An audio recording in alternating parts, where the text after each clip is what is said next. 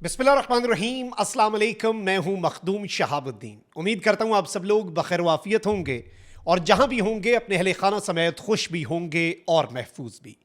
नाज़रीन कराम, आपको कुछ दिन पहले एक खबर मिली होगी कि हुकूमत पाकिस्तान ने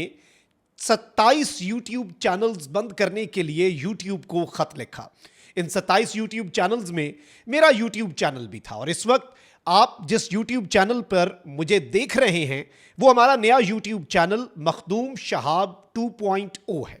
मैं इस सारे के सारे मामले के हवाले से, अपने इस नए यूट्यूब चैनल के हवाले से कुछ बड़ी अहम तरीन गुजारिशात आपके सामने रखने जा रहा हूं और इस मामले की जो असल कहानी है, ये जो 27 यूट्यूब चैनल्स हैं जिनमें पाकिस्तान के चंद नामवर सहाफ़ी और इवन जो पीटीआई के फाउंडर चेयरमैन हैं इमरान खान और पाकिस्तान तहरीक इंसाफ का जो ऑफिशियल यूट्यूब चैनल है, उनके चैनल्स के हवाले से और इस वक्त अदालतों के अंदर क्या मामला चल रहा है और अदालत से जो एक टेम्परेरी रिलीफ मिला है, क्या वो ख़त्म हो सकता है और चैनल्स जो हैं वो परमानेंटली बैन हो सकते हैं, इस हवाले से भी कुछ डिटेल्स हैं और इस नए चैनल के हवाले से भी कुछ अहम तरीन चीज़ें और ये चैनल किस तर्ज पर ऑपरेट किया जाएगा, ये सब कुछ भी। सबसे पहले मैं एक बात बहुत वाज़ेह अंदाज में बताता चलूं कि ना अहले तख्त ना उनके मुखालिफिन के साथ मेरी है सारी वफादारियां ज़मीन के साथ। मेरी ज़िंदगी का और मेरे यूट्यूब पर आने का और मेरी सहाफ़त का सिर्फ एक मकसद है,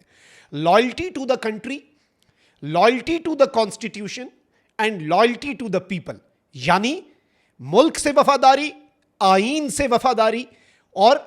इस मुल्क के अवाम से वफादारी। मेरी हमेशा से ये कोशिश रही है कि मैं हकाइक जो है वो आपके सामने रखूं, असल पिक्चर जो है वो आपके सामने रखूं और सबसे पहले मैं अपने किसी सियासी नज़रिए या अपने किसी लाइकिंग डिसलाइकिंग से भी पाकिस्तान को और पाकिस्तान के इंटरेस्ट को मुकद्दम रखूं। इसलिए बहुत से लोग जो हैं वो कभी कभार तनकीद भी करते हैं और इस तनकीद को भी मैं बहुत खंदा पेशानी से कबूल करता हूं, क्योंकि हम भी बैठ के तनकीद करते हैं और अगर हम तनकीद कर सकते हैं तो हम पे तनकीद का हक भी सबको है।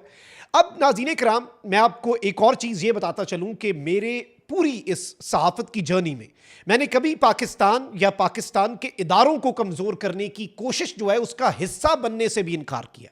और इस हवाले से मेरी अपनी एडिटोरियल पॉलिसी बहुत वाज़ेह, बहुत क्लियर है। मैं इस चीज़ के बिल्कुल ख़िलाफ़ भी हूँ और इसके साथ ही साथ मेरी ये कोशिश होती है कि अवाम के सामने असल ओपिनियन रखी जाए। इस नए यूट्यूब चैनल के ज़रिए भी मेरी कोशिश ये होने जा रही है कि मैं जो भी पॉलिटिकल डेवलपमेंट है, चाहे पाकिस्तान के अंदर या पाकिस्तान से बाहर, मैं उसमें जो असल पिक्चर है वो आपके सामने रखूं और एक अनबायस्ड, किसी भी तरह की अपनी लाइकिंग और डिसलाइकिंग से ऊपर बढ़कर, जो एक सहाफ़ी का असल काम है कि जी ये पार्टी ये बात कर रही है, दूसरी पार्टी ये बात कर रही है, हकाइक मेरे मुताबिक ये हैं, मेरी रिसर्च ये कहती है, लेकिन मैं आपके सामने अपनी ओपिनियन जो है वो आपके ऊपर थोपूं नहीं। मतलब जज जो हैं वो आप हैं, इस मुल्क के मालिक जो हैं वो आप हैं, फैसला करने का इख्तियार आपका है। मेरा काम है आपके सामने हकाइक रखना, मेरा काम है आपके सामने दलाइल जो हैं उन्हें रिपोर्ट करना और हर साइड का मौक़िफ़ जो है वो आपके सामने बहुत क्लैरिटी के साथ और अपने मुल्क के आइन और कानून के दायरे में रहते हुए और मुल्क के मफाद को मुकद्दम रखते हुए वो आपके सामने रखना। अभी रीसेंट पाक भारत टाकरे में मैं इस सारे मामले में बहुत कुछ जो है पाकिस्तान में चेंज हुआ है और उस सब के अंदर भी हमने पाकिस्तान को सबसे पहले रखा और ये कोई एहसान नहीं है किसी पर, ये फ़र्ज़ है, क्योंकि हमारी पहचान पाकिस्तान से है, हम हैं पाकिस्तान की वजह से, पाकिस्तान है तो हम हैं और पाकिस्तान ने सलामत रहना है और ताक़यामत रहना है, इसमें तो कोई दूसरी राय नहीं है। अब ज़रा बात कर लेते हैं जो 27 यूट्यूब चैनल्स की बंदिश के हवाले से। पहले FIA जो है उसका एक साइबर क्राइम का विंग होता था, फिर कानून साजी की गई और अलग से एक इदारा जो है वो तश्कील दिया गया और उस इदारे का नाम है NCCIA, national cyber crime investigation agency. अब national cyber crime investigation agency के एक सब इंस्पेक्टर जो हैं उन्होंने तहकीकात की, उन्होंने तहकीकात करके जुडिशल मजिस्ट्रेट इस्लामाबाद अब्बास शाह की अदालत में एक दरख्वास्त दी कि यूट्यूब को हमने लिखना है कि 27 लोगों के यूट्यूब चैनल जो हैं वो बंद कर दिए जाएं। जो जुडिशल मजिस्ट्रेट अब्बास शाह साहब हैं उन्होंने उन 27 लोगों को या 27 यूट्यूब चैनल्स के जो ओनर्स हैं या फिर उनमें जो फेसेस हैं जो सामने आते हैं, उन्हें कोई नोटिस जारी किए बगैर, जो कि आइन के आर्टिकल 10A के मुताबिक फेयर ट्रायल के तकाज़ों के काफ़ी हद तक खिलाफ है। उन्होंने यूट्यूब को कह दिया कि जी ख़त लिख दें कि इनके चैनल रिमूव कर दिए जाएं, सिर्फ पाकिस्तान में नहीं, परमानेंटली इनके चैनल जो हैं वो बंद कर दिए जाएं। हमें ये कैसे पता चला? हमें यूट्यूब की तरफ से नोटिस आया तो हमें पता चला। अब इसके बाद देखें, मैं एक लॉ अबाइडिंग सिटीजन हूं, आई लिव इन पाकिस्तान, मेरा जीना मरना पाकिस्तान में है, मैंने तो पाकिस्तान से बाहर जाना नहीं है, और मेरे लिए सबसे ज्यादा मुकद्दम भी पाकिस्तान का कानून और आइन है, इससे आगे भी कुछ नहीं है, और पाकिस्तान का जुडिशल स्ट्रक्चर है। तो हमने भाई इसी मुल्क से इंसाफ लेना है। तो हमने क्या किया जी, आहिस्ता आहिस्ता मजीद जर्नलिस्ट जो हैं इन द कमिंग डेज आप देखेंगे वो यही वाला प्रोसीजर अप्लाई करेंगे। हमने जो अगला हमारे पास लाया अमल था लीगल, हमने अपनी लीगल टीम से, लॉयर से बात की। मियां अली अशफाक पाकिस्तान के बहुत बड़े मायानाज लॉयर हैं, आपको पता है। उनकी टीम बैरिस्टर राजा अब्दुल कदीर जंजुआ, बैरिस्टर अहद खोखर, फयाज एडवोकेट साहब, ये सारे जो हैं इन्होंने मुझे रिप्रेजेंट किया। और अभी तक अगर मैं आपको बताऊं तो जो एडिशनल सेशन जज हैं इस्लामाबाद के अफजल मजोका, उनकी अदालत में अपील की गई और उन्होंने